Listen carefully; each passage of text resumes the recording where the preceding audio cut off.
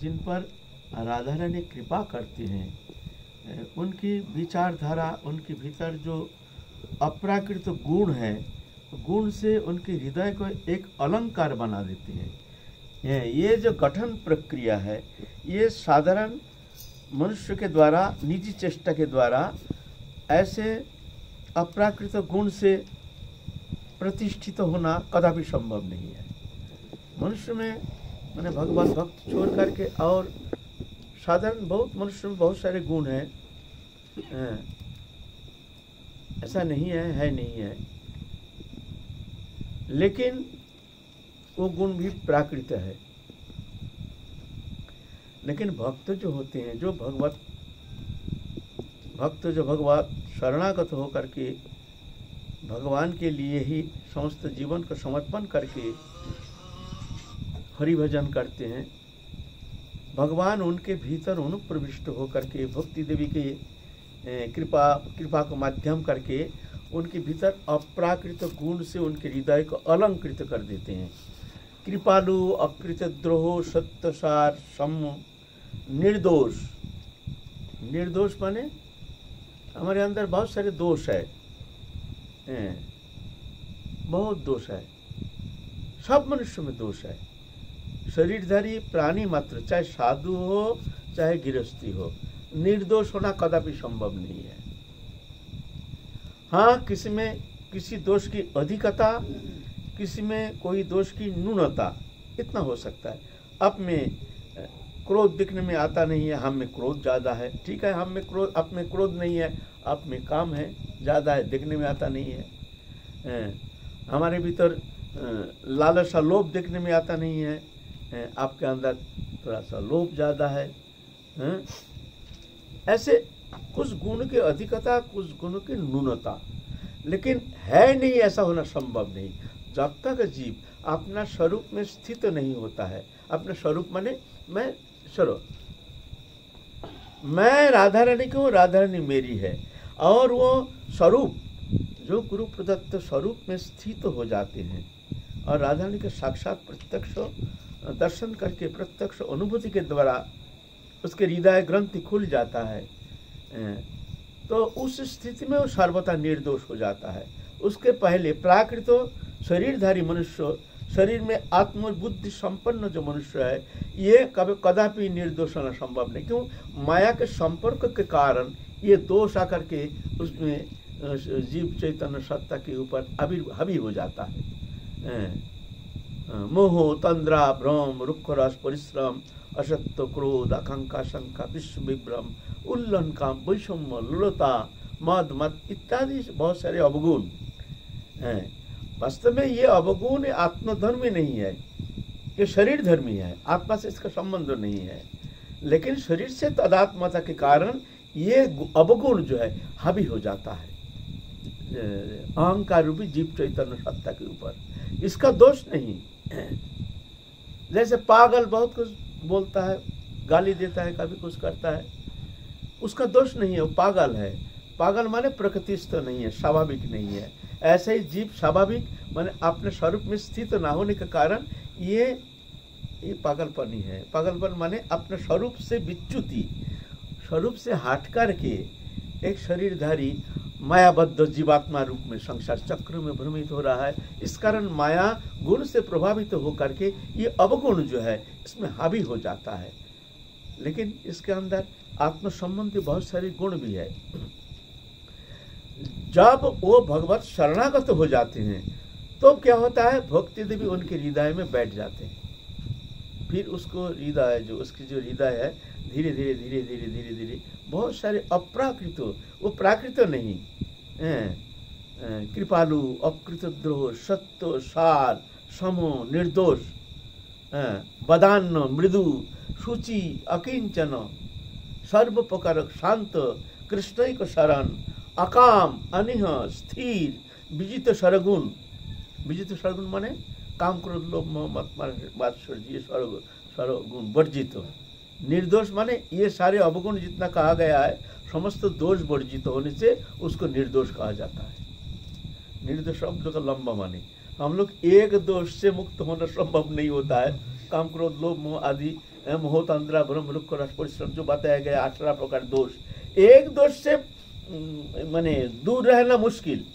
हाँ, विवेकी जन जो होता है वो विवेक के द्वारा अपना दोष को दबाने में समर्थ हो जाता है, लेकिन अविवेकी संसारी ध्यात्म बुद्धि संपन्न लोग, मायाबद्ध जीव जो है, वो अपने विवेक सुप्त विवेक होने का कारण, विवेक की जागृति कमी होने का कारण, भगवत शरणागत ना होने का कारण वो उसके ऊपर उसके दबाव नहीं चलता है, निकल जाता है।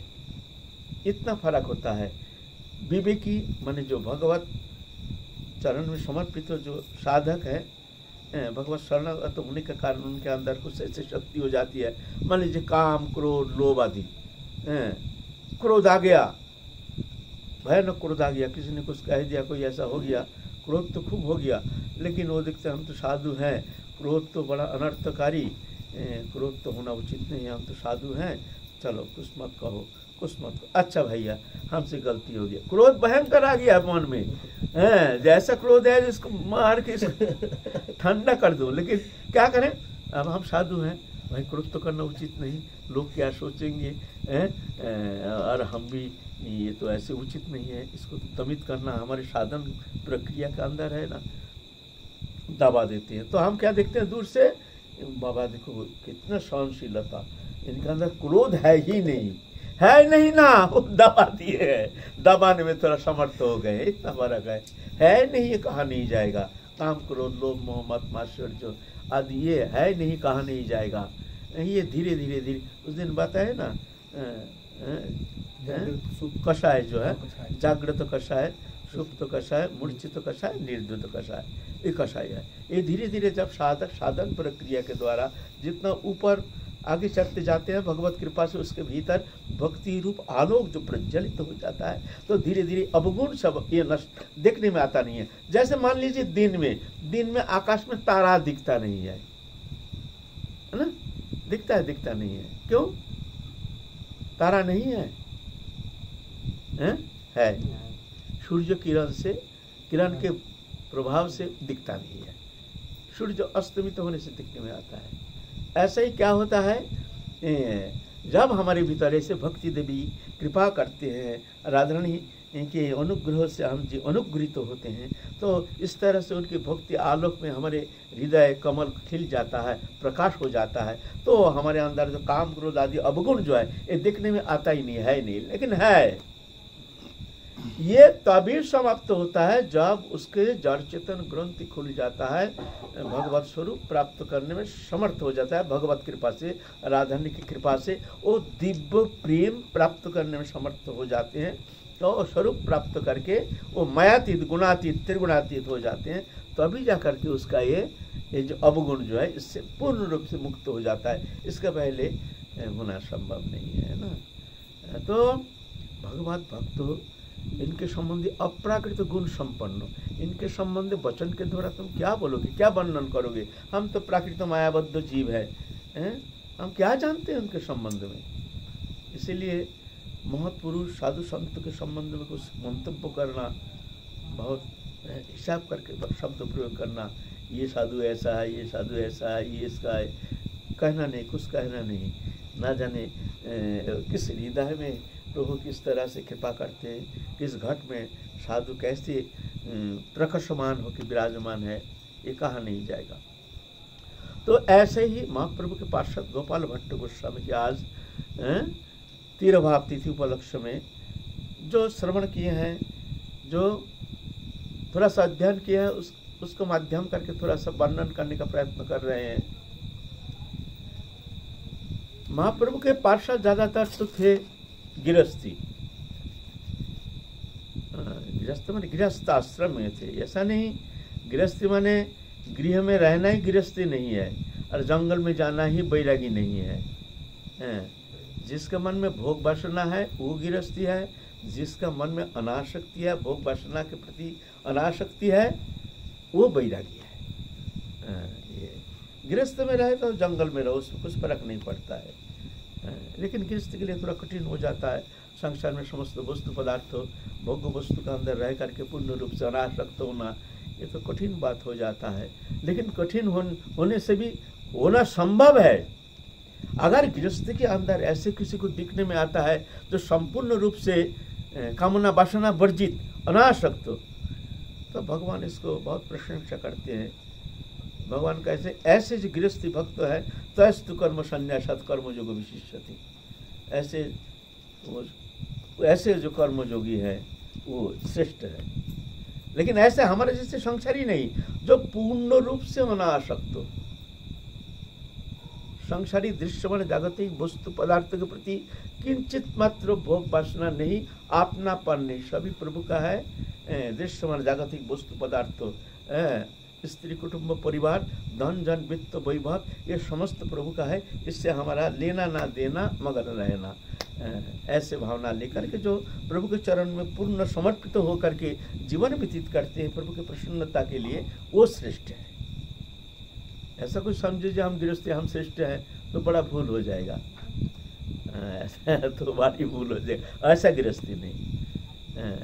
तो हमारे महाप्रभु के पार्षद सब गृहस्थी थे, ज़्यादातर 6 गोस्वामी, रूप सनातन भट्ट रघुनाथ, श्रीजीव गोपाल भट्ट, दास रघुनाथ, ये 6 गोस्वामी। और महाप्रभु ये 6 गोस्वामी जो है 6 जन के द्वारा 6 दिक प्रदर्शन किए हैं। वृंदावन में सब वैराग लेकर के आए हैं। महाप्रभु के आदर्श विस्तार करने के लिए, महाप्रभु की जो प्रेम धारा जो है जगत में प्रचार करने के लिए आए हैं। रूप गोस्वामी के द्वारा प्रधान सभी वैरागी थे, लेकिन एक एक दिक, एक एक जन उसमें पारदर्शिता के साथ इस तरह से महाप्रभु के विषय जो प्रकट किए हैं। जैसे रूप गोस्वामी प्रेम तत्व विषय में उनकी जो रस तत्व, प्रेम तत्व, इस विषय में उनके लेख, जिसके द्वारा रस तत्व संबंध में ये जो गौड़ीय वैष्णव फिलोसफी जो है ये उनके द्वारा ही विदित प्रकाशित किए हैं। जैसे भक्ति रसामृत सिंधु, उज्जवल नीलमणि, ये सब ग्रंथ प्रणयन किए हैं। प्रेम तत्व रस तत्व प्रकाश किए हैं रूप गोस्वामी के द्वारा। सनातन वैरागी सभी थे, ऐसे नहीं जे एक ही गुण है, ऐसे नहीं, सब गुण थे, लेकिन विशेष करके सनातन गोस्वामी उनके द्वारा वैराग्य शिक्षण साधन, वैराग्य शिक्षण, किस तरह से वैरागी के जीवन किस तरह से करनी चाहिए, ये शिक्षा तत्सहित साध्य साधन तत्व संबंध में जैसे अपने रचना किए हैं। हरिभक्ति विलास आदि, इसको कहते हैं अभिधान, वैष्णव अभिधान। बृहद भगवतामृत साधक के लिए, जो तो प्रेम तत्व यह है, साधन तत्व, साध्य साधन तत्व संबंध में प्रकाश किए हैं सनातन गोस्वामी। भट्ट रघुनाथ भट्ट रघुनाथ थे कथावाचक, भगवत कथावाचक। इनके इतना सुंदर कथा जो कहते थे, उनके श्रवण मात्र ही सब एकदम हृदय गदगद हो करके अश्रुकंप पुलक आदि ऐसे भाव में विभावित हो करके सब ऐसे तन्मय हो जाते थे उनका कथा श्रवण करके। भट्ट रघुनाथ के द्वारा भगवत कथा, रूप सनातन भट्ट, श्रीजीव गोस्वामी है षडदर्शन, विद्वत्ता, विद्वत्ता, षड संदर्भ रचना किए हैं, एकदम प्रथम से लेकर आखिर तक क्रम संदर्भ, तत्व संदर्भ, भगवत संदर्भ, कृष्ण संदर्भ, परमात्मा संदर्भ, भक्ति संदर्भ, प्रीति संदर्भ, एक स्टेज फिलोसफी वर्णन करके, ऐसे नहीं, एकदम शास्त्रीय सिद्धांत के अनुसार ये वर्णन किए हैं। इसके ऊपर कलम पकड़ने का कोई कहीं स्कोप है नहीं किसी का। ऐसे सुंदर रूप से साध्य साधन तत्व निरूपण किए हैं। कर्म संदर्भ, षट संदर्भ। जीव गोस्वामी उनके इतने बड़े विद्वान थे उस समय, तो कहते थे नहीं, जीव गोस्वामी पहले उनके ऐसे विद्वान कभी हुए नहीं, भविष्य में शायद कभी कोई होगा नहीं। ऐसे बड़े बड़े विद्वान ऐसे कहते थे, इतने बड़े विद्वान थे। ऐसा कोई शास्त्र नहीं था जो जानते नहीं थे, ऐसे विद्वान, विद्वत्ता, सबको शिक्षा देते थे, पंडित को संस्कृति शिक्षा आदि प्रदान करते थे। जीव गोस्वामी, गोपाल भट्ट गोस्वामी, इनके द्वारा दीक्षा, ये सब दीक्षा फिक्षा नहीं देते थे, जो हम जो बताए हैं। कोई कोई दिए हैं, एक आध। रूप गोस्वामी दीक्षा नहीं दिए, सनातन गोस्वामी दी गुरुगिरी नहीं किए हैं, भट्ट एक आध भट्ट रघुनाथ गोस्वामी किए हैं, श्रीजीव गोस्वामी भी उनका भी परंपरा मिलता नहीं है, रघुनाथ दास गोस्वामी इनका भी परंपरा मिलता है। ये सब इस तरह से, लेकिन है सब दृष्टा, भगवत प्रेम प्राप्त करके भगवत पूरा प्रकाश उनके अंदर दिखने में आया है, लेकिन शिष्य नहीं किया है। श्रीजीव गोपाल भट्ट गोस्वामी के द्वारा दीक्षा परंपरा, शिष्य करना, ये दीक्षा प्रदान करने के लिए इनको अधिकारी बनाया महाप्रभु, इनको आदेश किए हैं तुम दीक्षा दो सबको। दास रघुनाथ दास के द्वारा वैराग्य शिक्षण, कैसे वैरागी, कैसे कठोर वैराग्य, कितना कठोर वैरागी सभी थे, लेकिन रघुनाथ दास गोस्वामी इतने कठोर थे, उनके जीवन चरित्र पर्यालोचना करने से ना तुम अश्रुधारा रुक नहीं पाओगे, इतने कठिन। सारा दिन में एक पल माने 1-2 माठा पीते थे, सारे दिन में 1-2 माठा बस, और कुछ नहीं। समस्त वैष्णव को 1000 दंडवत प्रतिदिन, 1000 दंडवत माने भूगदान देना। दंडवती क्या है? भूगदान देते हैं ना पहलवान लोग, 2-4 दंडवत देने से ही हालत खराब हो जाएगा। देखिए देखो ना, इधर उठ करके ऐसे करके दंडवत देना, साष्टांग 1000 वैष्णव को दंडवत करना प्रतिदिन, कठोर वैराग्य। तो ऐसे महाप्रभु कृपा करके इस तरह से अपने पार्षदों को इस तरह से ब्रज में एक एक धारा के द्वारा जगत को इस तरह से मंगल करने के लिए भेजे हैं। तो आज रघुनाथ भट्ट गोस्वामी के बहुत दूर तो हम आ गए हैं, क्या आलोचना करेंगे। प्रसंग में थोड़ा सा शब्द तो आ गया ऐसा। महाप्रभु जगन्नाथपुरी गए हैं संन्यास लेकर के, वहाँ से महाप्रभु दक्षिण भारत पर्यटन करने के लिए निकल गए हैं। दक्षिण भारत में जा करके बहुत सारे तीर्थ आदि जितना है दक्षिण भारत के समस्त तीर्थ पर्यटन करके उद्धार किए हैं। जगतवासी जितना है उनके सामने जो भी व्यक्ति आए हैं, योग्य अयोग्य, पापी तापी, अभिचारी व्यभिचारी, कोई भी आते थे, महाप्रभु कृपा दृष्टि के द्वारा उनको परिशोधित करके उनको प्रेम प्रदान किए हैं। जैसे मान लीजिए नदी में जब बाढ़ आता है तो वो गंगा के पानी आकर के सब नीच जाति सबके घर पहुंच जाता है, गंगा जल पहुंच जाता है, हर समय नहीं। जैसे प्लाव बनाने से गंगा जल सबके घर में घुस जाता है ना, ऐसा ही जब भगवान आते हैं तो क्या करते हैं, वो अहितु की कृपा के द्वारा जो योग्य अयोग्य दिखते नहीं है सब कृपा करने में समर्थ होने के कारण भगवान उस समय व्यापक रूप से सबके प्रति कृपा निक्षेप करके सबका कल्याण साधन करते हैं भगवान जब आते हैं। लेकिन उनके जब अंतर्धान करते हैं तब ऐसे संभव नहीं है। तो महाप्रभु दक्षिण भारत गए हैं, वहाँ कावेरी नदी के किनारे में श्रीरंगम, वहाँ मंदिर में जा करके, रंगनाथ मंदिर में जा करके रंगनाथ को दर्शन करके भाव में अप्लुत हो गए। उनको दर्शन मात्र समस्त जितना वहाँ तीर्थ जाते समस्त वहाँ के जितना पुजारी आदि थे सब एकदम विभावित हो गए।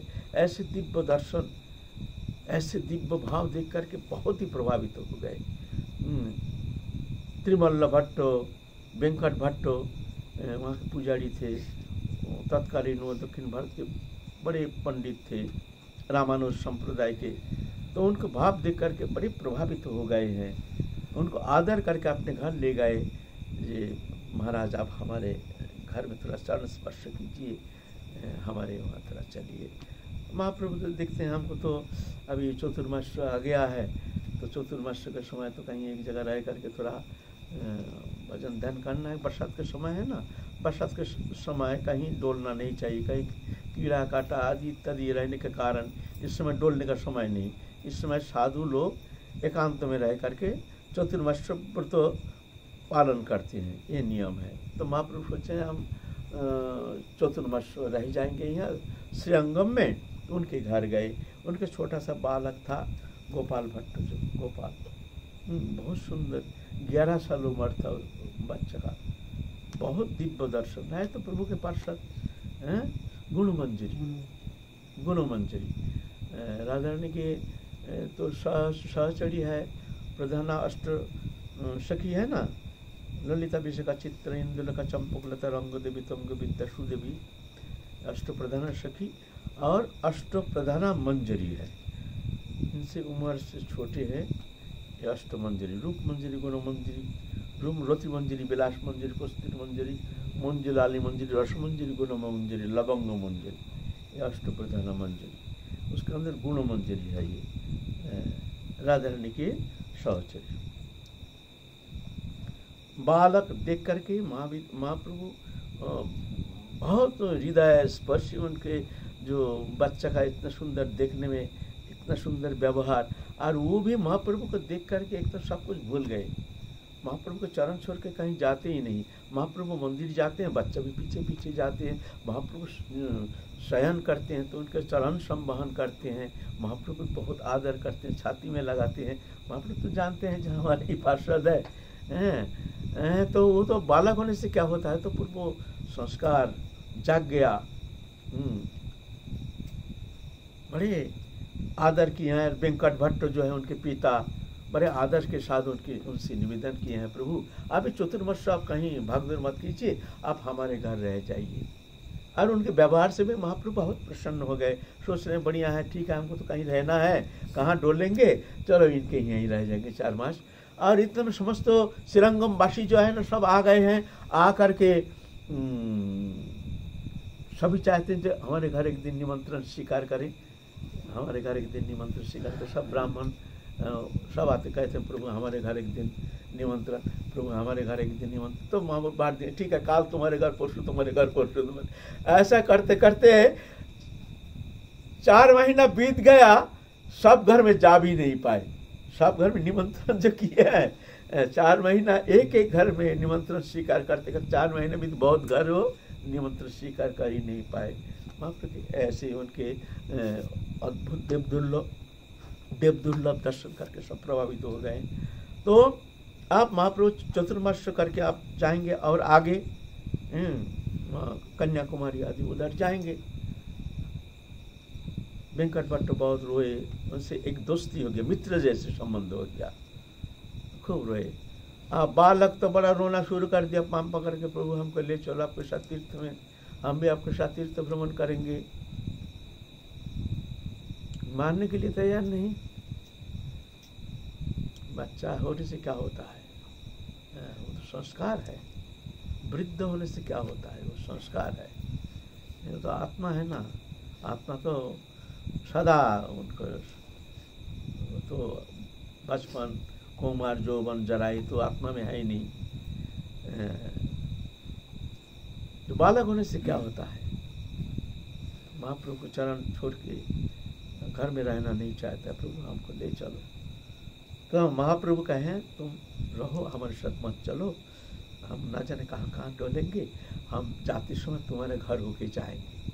ठीक है, बड़े व्याकुलता के साथ गोपाल भट्ट वहाँ अवस्थान कर रहे हैं। जब महाप्रभु आने से आप छोड़ेंगे नहीं, महाप्रभु के साथ हम घर छोड़ के चले जाएंगे। महाप्रभु तो उधर दक्षिण भारत घूम आपके आए हैं वेंकट भट्ट के घर। वेंकट भट्ट के घर आने से फिर जाके आप 1 दिन रह करके आप महाप्रभु चलेंगे जगन्नाथपुरी हैं। आप बालक तो छोड़ने के लिए तैयार नहीं, कहते हैं प्रभु हमको ले चलो आपके साथ। तो महाप्रभु कहते हैं देखो तुम अभी बालक हो, अभी तुमको अध्ययन करना है, पिता माता की सेवा करनी है।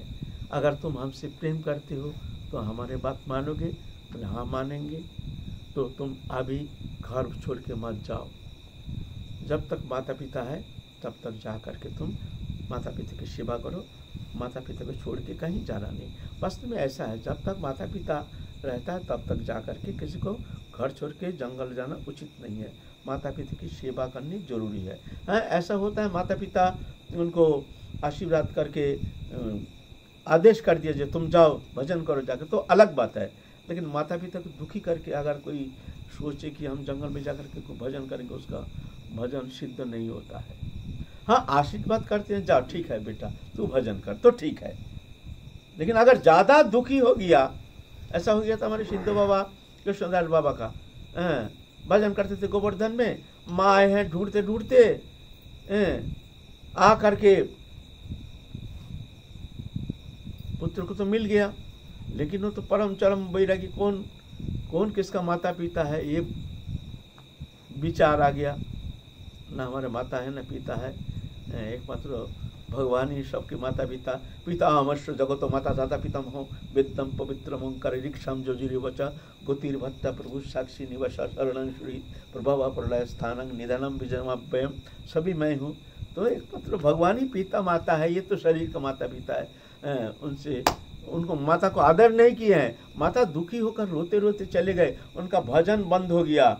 सब सिद्ध बाबा उस समय जितना थे उन सबके पास गए, जाकर के निवेदन किए कि हमारा भजन बंद कैसे हो गया, पहले जैसे स्फूर्ति वो नष्ट हो गया, भजन में मन नहीं लगता है, क्या अपराध हो गया। तो सब कहते हैं कि तुम्हारे माता के साथ, माता के चरण में अपराध हो गया। फिर जाके माता को बुलाए, अपने पास बुला करके बहुत दिन रखे, सेवा किए, ऐसे थोड़ी। फिर जा करके रो करके माता के चरण में निवेदन किया, माँ हमको कृपा कर, तुम्हारी कृपा बिना हमारे भजन सिद्ध होना संभव नहीं है। तो माता प्रसन्न हो कि बेटा तू रह जा, तू भजन कर, अब मैं प्रसन्न हूँ, मैं जा रही हूँ, तो भजन कर। तो आप जगह सिद्ध हो गए हैं। रामकृष्ण ना कृष्णदास सिद्ध ना, रामकृष्ण पंडित बाबा, ठीक, रामकृष्ण पंडित बाबा। तो ऐसा है, पहले भी ऐसा ही नियम था, लेकिन अभी तो ऐसा नहीं है। अगर माता पिता ही भक्ति विरोधी हो, देखो भक्ति विरोधी होने से हमको तो विरोध करना है नहीं, हमको तो हमारा भजन करना है, किंतु माता पिता की सेवा करना जरूरी है। माता पिता को प्रसन्न करके तुमको निकालना है। माता पिता भक्ति विरोधी है, ठीक है, हम तो भजन तो अपना अंतर जगत की विषय है, भजन तो कोई दिखावा वस्तु है नहीं, उनको मत भजन मत करने दो। हमको तो प्रभु का चिंतन करना है, प्रभु का नाम करना है, उनके शरण में रहना है, ये हमारा तो अंतःकरण वृत्ति, इसको कौन मना करने वाला है, ये बात है। तो जा करके महाप्रभु ने आदेश किए हैं, तुम ये करो, जब तक माता पिता है तब तक माता पिता की सेवा करो, फिर माता पिता अंतर्धान होने का बाद तुम सीधा वृंदावन में आ जाना। अगर तुम हमसे प्यार करते हो, हमारे बात मानते हो, तो आप हमारे पीछे मत आना। रह गए हैं महाप्रभु का आदेश पालन करके, फिर वहीं पर माता पिता की सेवा किए हैं। उसके बाद सेवा करके कुछ ही दिन में, अल्प दिन में ही माता पिता अंतर्धान हो गए, भगवत इच्छा से सीधा चले आए वृंदावन में। वृंदावन में चले आए। वृंदावन खबर मिलने से महाप्रभु श्रीमती नीलाचल में गोपाल भट्ट गोस्वामी के डोर कोपिन भेजे हैं, डोर कोपिन और एक आसन भेजे हैं। आसन माने इस आसन में बैठ करके तुम भजन करना, माने तुम दीक्षा देना, ये अनुमोदन किए हैं। आसन देना माने तुम दीक्षा प्रदान करना। तो खबर आ गया, महाप्रभु ने चिट्ठी लिखी है, जो रूप सनातन के सानिध्य में रहना, रह करके तुम इस तरह से भजन करना, वृंदावन में रहना। फिर गोपाल भट्ट को समय आ करके गए गंडक नदी में, वहाँ जाके शालग्राम लाए, साथ साथ सहारनपुर से एक ब्राह्मण को ले आए, वो भी बहुत व्याकुलित होकर महाप्रभु के साथ आए हैं। कहते हैं वो ब्राह्मण उन्हीं को ही गोपाल भट्ट गोस्वामी उनके सेवायत बना करके उनके ऊपर समस्त सेवा नष्ट करके फिर गोपाल भट्ट गोस्वामी कहाँ आए हैं? संकेत में ना, संकेत में ना। फिर गोपाल भट्ट गोस्वामी तो एकांत में भजन करने के लिए निकल गए हैं। ऐसे वही परंपरा भी, उस गोस्वामी परंपरा सेवा करते हैं। फिर शालग्राम शिला लाए, शालग्राम शिला लाए हैं। इतना में एक सेठ आए हैं। सेठ क्या करते हैं, हर मंदिर में जा करके ठाकुर जी के लिए बड़ी सुंदर पोशाक बना करके देते हैं। उनके ऐसे शौक है, मंदिर में जाते हैं, देखते हैं बड़े सुंदर विग्रह, तो पोशाक बना के देते हैं। सुने हैं गोपाल भट्ट गोस्वामी, चलो उनके यहाँ चलो, ऐसे सिद्ध महात्मा बड़े महात्मा हैं, उनके चरण दर्शन करेंगे, उनके विग्रहों को भी हम पोशाक बना देंगे। बड़े अच्छा अच्छा सुंदर सुंदर पोशाक लेकर के, अलंकार लेकर के, गहना लेकर के, झोली भर के लेकर के गए हैं। महाराज दंडवत है, आपके विग्रह दर्शन करना चाहते हैं। गोपाल भट्ट गोस्वामी उनके शालग्राम को दर्शन करें।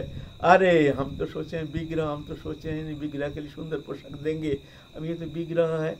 और पोशाक देख करके गोपाल भट्ट गोस्वामी के मन में ऐसी एक इच्छा जागृति हुई, आहा हमारे ऐसे ठाकुर जी सुंदर होता, इतना सुंदर पोशाक, कीमती पोशाक, इतना सुंदर गहना, हम भी श्रृंगार करते, लेकिन हमारा तो शालग्राम है, कोई बात नहीं। चलो मन में ऐसे इच्छा लेकर के तो रात को सोए, सेठ तो चले गए। सुबह स्वप्नादेश करते हैं, राधा रमन जी प्रकट हो गए, जो हम उस शालग्राम में ही प्रकट हो गए हैं, तू जो इच्छा किया है, जो हमको सजाएगा, श्रृंगार करेगा, तो सेठ को बुला करके हमको सजा दे। स्वप्न है कि सत्य है, जा करके जगा करके ठाकुर जगा करके देखते हैं राधा रमन जी बन गए। ये कोई अगर कहे कि ये कल्पना है, ऐसा होता नहीं, कह सकता है ना, तो शालग्राम जो है ना, उसके आधा हिस्सा में राधा रमन, आधा हिस्सा शालग्राम अभी भी है। ये कह नहीं सकता है जो ये भाई ये बनावटी है, ये तो ये ऐसे ही विग्रह ला करके स्थापना किया, कह दिया शालग्राम से बन गया। अभी भी ये देखे हैं कभी, पीछे हिस्सा शालग्राम है, सामने हिस्सा राधा रमन जी, बड़े अद्भुत। फिर जाके बड़े हर्ष के साथ बुलाए सेठ को, फिर तब से राधा रमन जी प्रकट हुए हैं। फिर राधा रमन जी को वो सेवा समर्पण करके गोपाल भट्ट जी के मन में उदासीनता आ गई है, जो एकांत में जाकर के भजन करेंगे। फिर ब्रज में भजन करना शुरू किए, सभी ऐसे ही किए हैं। रूप गोस्वामी अपने गोविंद जी को समर्पण करके चले गए, कहाँ, टेर कदम, सब जंगल में, मंदिर आश्रम नहीं। सनातन गोस्वामी मदन मोहन को छोड़ करके चले गए, कहाँ, पहले गए पावन सरोवर, पावन सरोवर से गए तुम्हारा गोवर्धन, मानसी गंगा के किनारे, सब एकांत। इस तरह से फिर जाके श्रीनिवास आचार्य जो प्रभु आए, उनको दीक्षा प्रदान किए, महाप्रभु कृपा की है, महाप्रभु आदेश किए हैं तुम श्रीनिवास आचार्य जी को दीक्षा प्रदान करो। ये तो हम लोग पहले आलोचना कर चुके हैं, श्रीनिवास आचार्य प्रभु को दीक्षा दिए हैं, और बहुतों ऐसे आए हैं, सबको दीक्षा प्रदान किए हैं।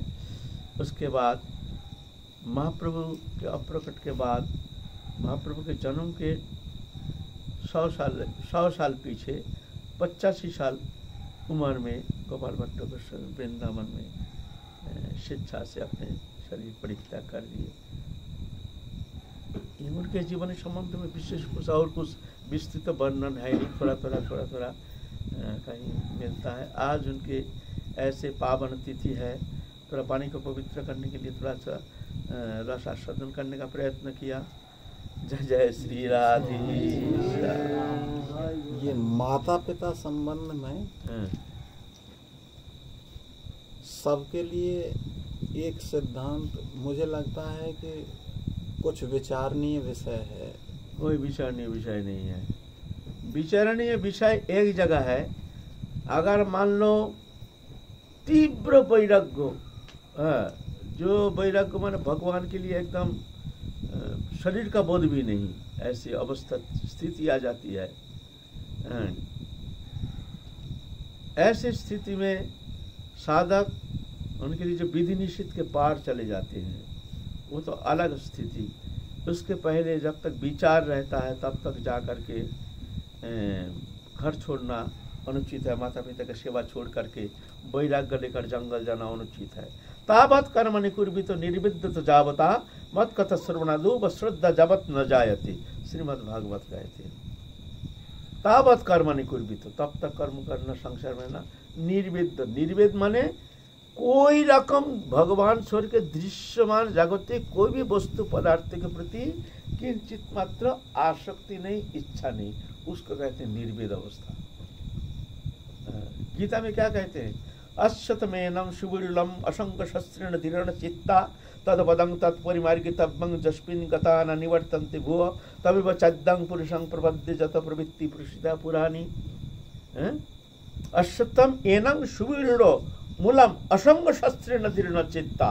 ये संसार रूप वृक्ष को असंग रूप माने तीव्र अनासक्ति रूप अस्त्र के द्वारा छेदन करके फिर जाके घर से निकालना। फिर असंग से दृढ़ तदपदं तत्परिमार्गितव्यं जस्मिन् गता न निवर्तन्ते भुव। जिनके चरण कमल प्राप्ति करने से फिर कभी संसार चक्र में फंसता नहीं है, आता नहीं है। मैं उस परम पुरुष का शरण लेता हूँ, उसके बाद निकाल पड़ो। गीता में कहे है ना तो ऐसी बात है। लेकिन ऐसा नहीं है। हम लोगों को कभी खाना अच्छा लगता है, पीना अच्छा लगता है, पहनना अच्छा लगता है, सम्मान अच्छा लगता है, मान प्रतिष्ठा अच्छा लगता है, सुख में रहना, थोड़ा पंखा बंद हो जाता है तो घबरा जाते हैं, पंखा बंद के भजन ही छूट जाता है।